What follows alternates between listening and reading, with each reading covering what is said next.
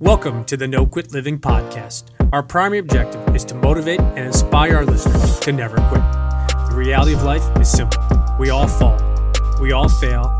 At times, we get knocked down. The question is, do we get back up?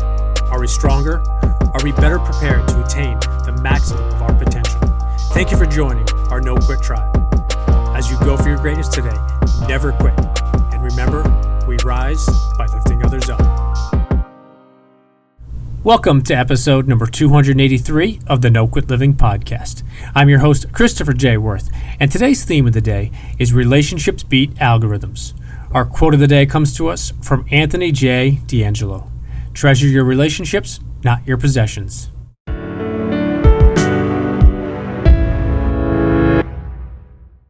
I'm excited to bring you today's episode. I first met our guest a couple of weeks ago, and we've been speaking on a regular basis. I knew George Bryant would definitely bring it during his interview, and he did just that, and then some. I hope you enjoy today's episode. George, I'd like to welcome you to the No Quit Living podcast. Thanks for having me. I didn't know if you were going to say anything more than that. We'll say a bunch during the interview, so I figured we'd start with that. Well, I'd like to welcome you into my office this morning with my cup of coffee. It's good to be here. All right, I got my seltzer. We're ready to rock. So, first question I ask everybody is, are you ready to positively impact at least one person today? That is my goal every day. So the answer to that is hell yes. So, the number one objective of our show is to motivate and inspire listeners to never quit. And I was curious if you yourself have either a no-quit story of your own or a really challenging time where you could have given up or given in, but you didn't. So should we talk about today, yesterday, last week, 5 years ago, 25 years ago? I love that because so many people answer that, and I think that's why we've had success with the show is everybody gets knocked down, everybody has these challenging moments. The question is, A, do you get back up, and B, do you get back up a better, stronger, more intelligent version of yourself?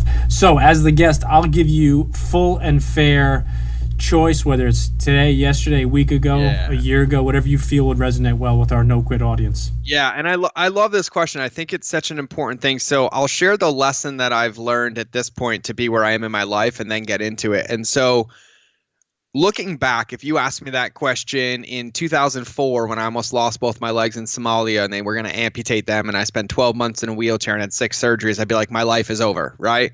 If you asked me in 2009 when I had 7 concussions in Afghanistan and got traumatic brain injury and bleeding on my brain and fluid on my brain, or 2008 when my dad died, or 2006 when I got divorced, or 2011 when I witnessed 3 Marine suicides, all of those times I felt like my life was over, like I was going to die. But as I sit here now today, what is really, really interesting in my reflections of those times is that I didn't have the capacity to live the life that I have today without those experiences giving me the structure or the experience or the licks needed to fortify that foundation, right? And I had a very wise teacher draw on a whiteboard for me. It was just like maybe 9 years ago when I wasn't ready to hear this message.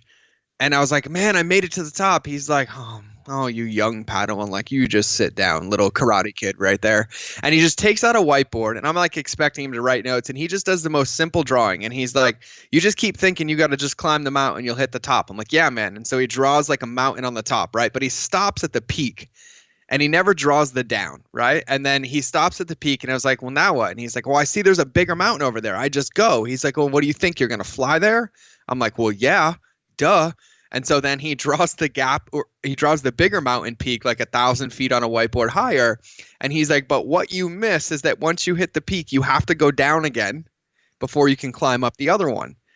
And I remembered that and it never left me. Like it never, ever, ever left me.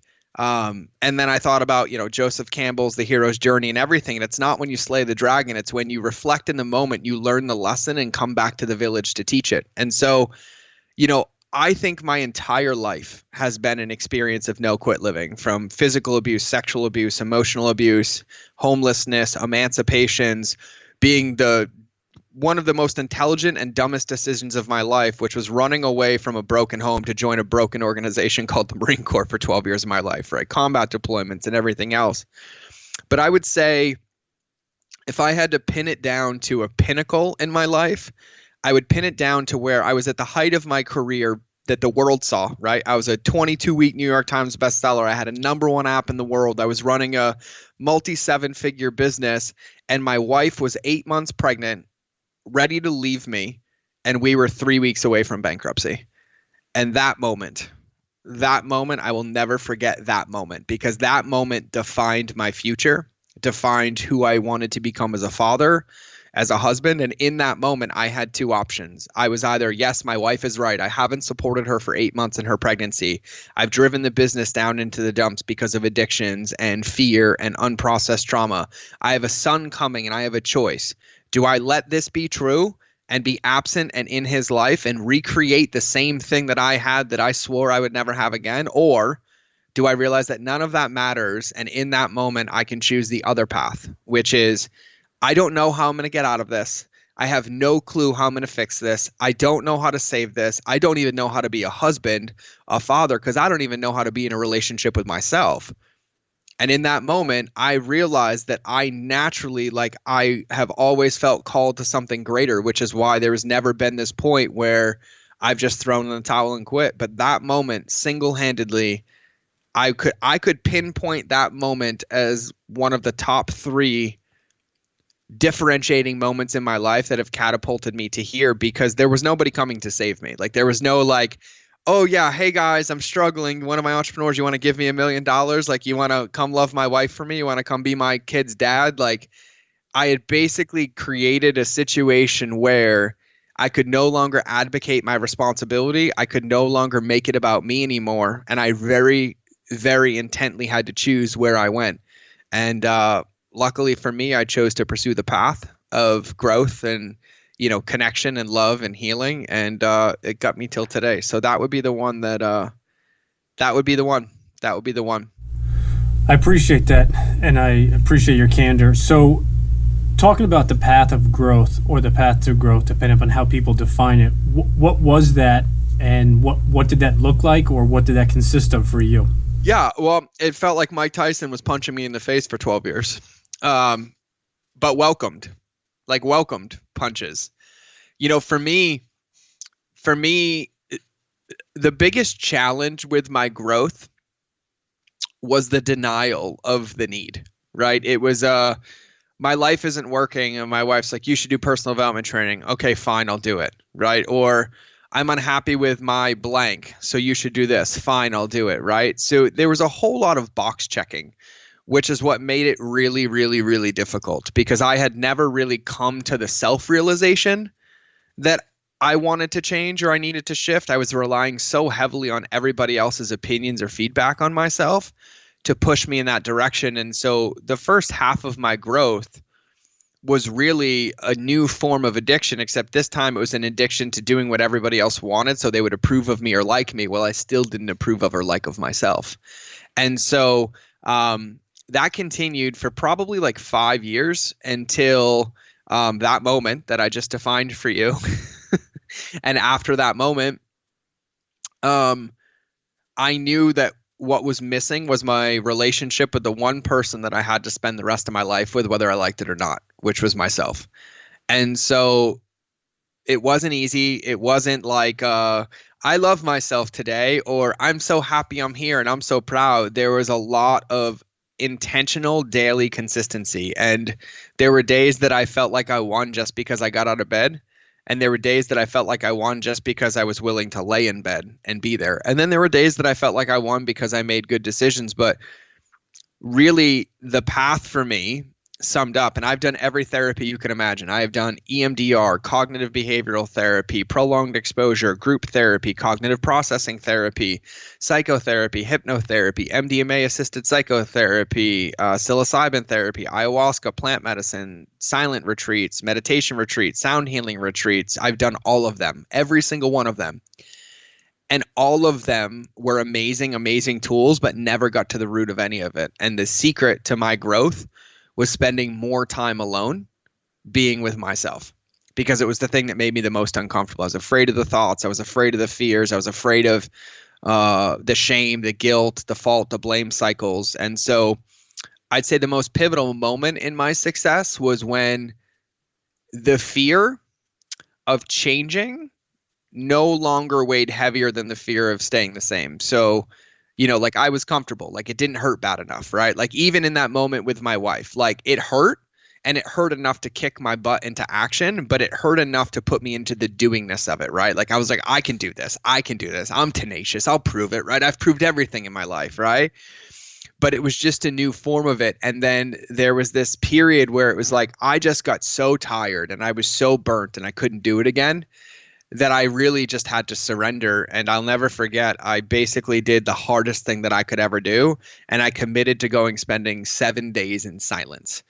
And yeah, more demons than I ever saw in Afghanistan and Somalia and the worst of my nightmares were coming up in 7 days. But there was this point about 3 days in where I felt like I basically felt like I had a choice. I had a choice to basically be bipolar or clinically insane is what it felt like. Or I had a choice to be like, okay, I'm going to process this. I'm going to feel this. I'm going to cry if I have to cry. I'm going to yell if I have to yell. I'm going to scream if I have to scream. I'm going to smile if I have to smile. I'm going to dance if I have to dance. And it was the first time in my life that I allowed myself to fully express myself with no repercussions, no fears, no anything. And those moments were the most pivotal part of my life. And so right now in my life, and I would consider myself mildly successful, right? Depends on the measuring stick, or massively, whatever one you choose. Like I just consider myself successful. And the correlation of my success is directly determined by how much time I spend alone every single day. Less time alone, less success. More time alone, more success. And that's kind of how I've looked at my journey. Wow. You touched on a ton of stuff, and I appreciate you sharing that. Hopefully our listeners took as much out of it as I did. But the one thing that I take from that, which you said I find is fascinating, is taking time and working on yourself. And you said something, relationship with the one person you're going to spend the rest of your life. As you were saying that, I honestly was saying, oh, he's going to talk about his wife. But then when you finished it, it's so true, and it's no disrespect to anybody's husband or wife or significant other. But the truth is, the only person you're spending the rest of your life with, no matter what, guaranteed, is yourself. And I think on social media today, we have these quick fixes. It's this, buy this course for $500, and within an hour you're going to do this. And don't get me wrong, to your point about all the work that you did, all those things can help, they're beneficial, but until you work on yourself and until you do it, and the thing that I hope our listeners took, which I took, is you still do it today. And it doesn't mean, again, there's a bunch of our listeners have kids, grandparents, grandkids, family, friends, so it's not taking 5 hours every day, and we all don't have that luxury. But I know, and I've had the privilege of talking to some people on the show, they talk about something as simple as meditating for 5 minutes or journaling for 10 minutes. And I think that's really powerful. So before we head into the next part of our interview, I just want to take a step back and ask if you wouldn't mind just telling our listeners a little bit about who you are and what you do today. Yeah, no, awesome question. Yeah, so today I empower entrepreneurs or businesses to ethically scale. So I'm a digital marketing consultant. I run a high-level mastermind. I have a podcast called The Mind of George Show, and I've helped over 500 companies hit 7, 8, 9 figures, and 2 companies hit unicorn status. And so I teach everybody that relationships beat algorithms. And when you actually care about your customers, somehow magically they pay you money. And it's probably a really novel concept more people in the world could use. And so I was a food blogger. I was a Marine. I was a food blogger. But now I'm a husband first. I'm a father second. And then I'm an entrepreneur third. And I spend all my days trying to help people have the biggest impact they can, because I think all of us have a voice. And it should be utilized to help ourselves and to help the rest of the people in this world, because at the end of the day, that's all we got, man.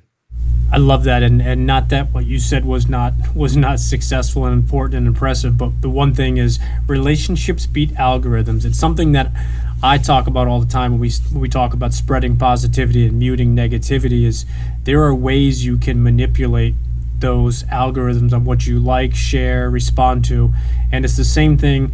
In some ways, what you said is relationships will beat 99% of I feel everything else. And now, obviously, there are successful companies that come up overnight and things like that, people hitting that quote-unquote lottery.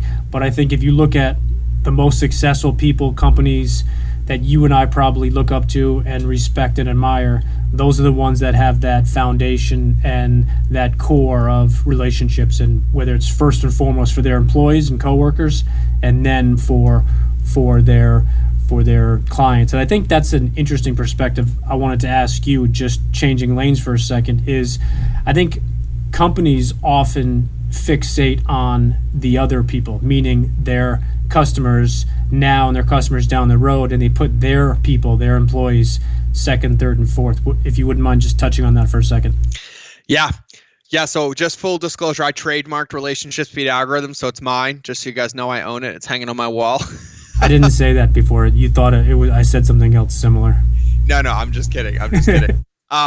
But the thing that I tell everybody about this is nobody has a marketing problem. Everybody has a relationship problem, right? And when you think about a customer or you think about a company's success is not predicated on how well the customers respond or what they buy. The company's success is predicated on how the employees feel inside of the company, because they're the ones that put the energy and attention into the customers, right? The CEO isn't out there, knocking on doors, closing sales, and doing customer service, right? And a lot of people forget that in order to be successful anywhere in life, you have to have a loving and supportive relationship with yourself, and then a loving and supportive relationship with your team, so that you can have a loving and supporting relationship with your customers. Because if you don't, it feels on the receiving end like hollow ground. This doesn't feel good. This doesn't feel right. And you can see it. Every one of us can see it every day. You can scroll through social media. You can see an advertisement. You can see a commercial, and you can literally feel the values of the company in their advertisement, in their post, or in their imagery. And 9 out of 10 times, I guarantee you that comes down to the depth of culture and connection inside of the company that has allowed that to happen. And so for those companies, by the way, that are, and I'd say I'm giving some people more credit than they deserve, but when I think about some of those unicorns, that one was a unicorn because of the 23 failed ones before. Like, I actually have a company I just helped, and I loved him to pieces.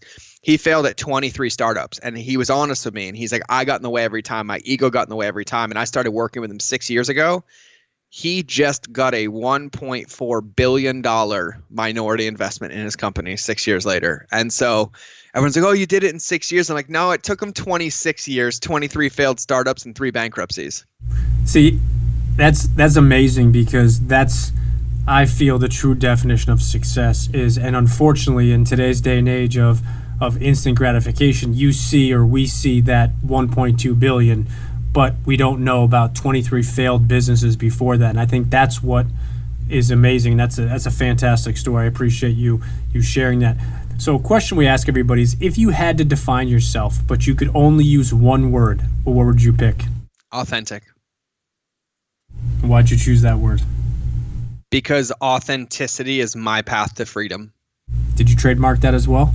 No, I'm pretty sure somebody has that, but it's the only way that I can guarantee my success, because if I'm inauthentic, that means I'm lying to myself, and everybody else in the world feels that I'm a slave to my thoughts, my past, all these different things. And so authenticity for me is my path to freedom. It's my path away from addiction. It's my path to connection. Like, I'm scared, I'm happy, I'm sad, I don't know, like all of those moments, and being okay in those moments. Like, I don't know, or I don't want to, or I have no idea what's going to happen. And, for somebody who used words, and I don't want to call them false beliefs, but words and a whole lot of like unsubstantiated future casting, that level of authenticity keeps me grounded where I am, and that's where I want to be, like in the present moment. And so for me, authenticity is the number one secret to my success for myself.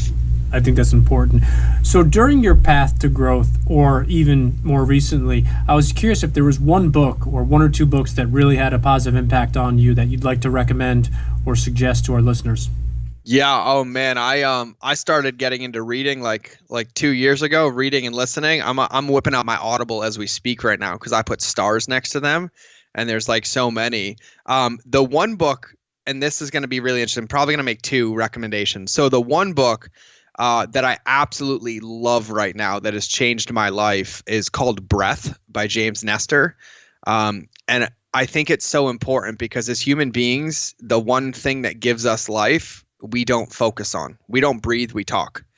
And breath is the secret to a whole lot of things in this world that I don't think is underutilized enough. And then there's this amazing book by Kamal Ravikant called Love Yourself Like Your Life Depends on It. Love yourself like your life depends on it. And the author's name is Kamal Ravikant. So Kamal and then Ravikant.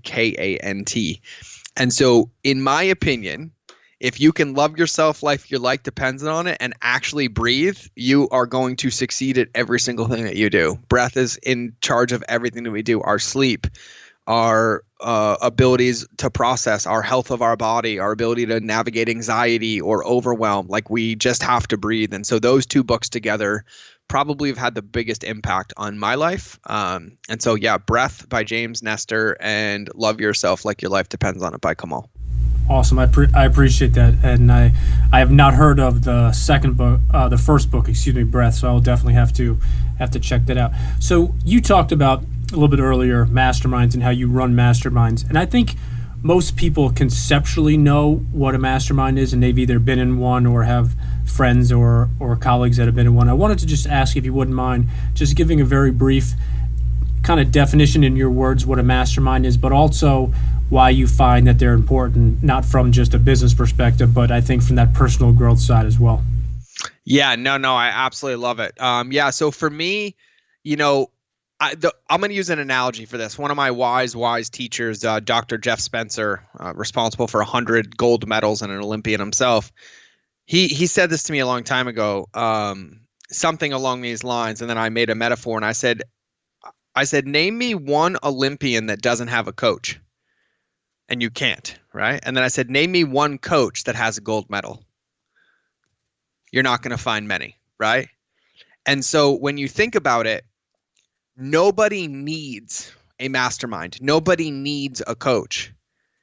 But when you understand the value of them, they allow you to be in your passion and purpose full speed ahead while helping you navigate blind spots that might derail you from your vision.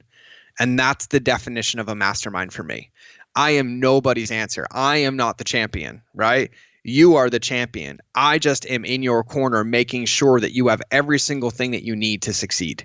And that's the way that I see a mastermind. It is a group of people that come together and hold each other to their highest standards while holding them accountable to navigate blind spots so they have the best chance of hitting their stride or their purpose without having to experience things that are avoidable that detract from what we're trying to do, which is to love themselves and their customers and make a positive impact in the world. I love that. And have you trademarked that analogy also? No. I'm gonna do that this afternoon before you get it. Go for it. I'm gonna buy all your domain name variations of your name. All right, take it back. I'm just kidding. You can have it. All right, we're changing lanes into what we call our hot seat questions. And the only request we have for you is you just spit out the first thing that comes to mind. Got it. Let's go. Last meal, you can choose absolutely anything. What do you choose? Chocolate chip pancakes. Ooh, favorite smell? Lavender. All-time favorite sport? Cornhole. Do you have an all-time favorite team?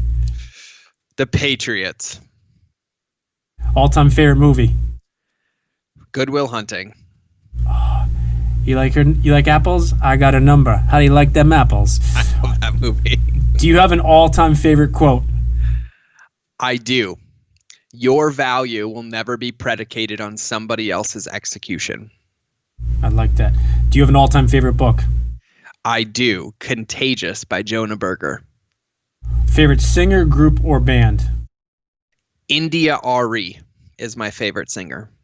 And this is going to be an interesting question for you because I think you've been there. If you were stuck in a foxhole and you could only pick one person to have your back, who do you pick? My wife. So for our listeners that want to follow up and find out more about you, how they can follow you, but also where they can get your podcast, why don't you take a chance to tell us a little bit about where they can do that? Yeah, I love it. I'll make this really easy. My mind is a little crazy, but I haven't been 5150'd, so not crazy enough. So the best place to find me is mindofgeorge.com, www.mindofgeorge.com. MindofGeorge. Everything is linked there. I have a Facebook group link there. If I can support you in any way, it's there. My podcast is there. Everything I can do is there. And so mindofgeorge.com is really easy. And the podcast is called The Mind of George Show.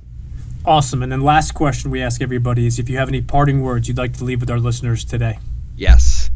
I would love to remind everybody about why relationships beat algorithms and why it's so important, because at the end of the day, every single thing that you do is touching a person one way or another. And no matter where we are in the world, if it all gets taken away, all we're left with is people. And so remember that when how you treat yourself and how you treat others, because that is all we have at the end of the day. And human decency, compassion, and empathy are what's going to change this world. Amen, brother. I appreciate it. And again, thank you not only for what you shared, but I definitely hope that our listeners connect with you. And mindofgeorge.com. I appreciate you being here, my man. And I know that you and I will connect again soon. Thanks for having me, man.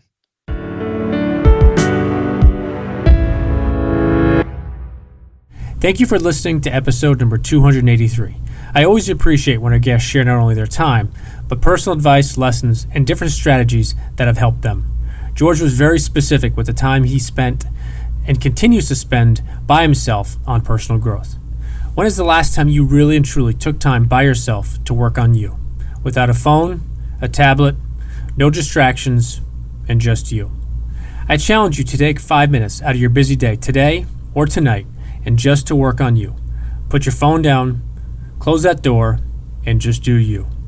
And remember, we rise by lifting others up. And lastly, to our listeners, thank you. We truly appreciate your time, and we hope our episodes inspire you to keep on attacking life and never giving up. To quote Dr. Norman Vincent Peale, it's always too early to quit.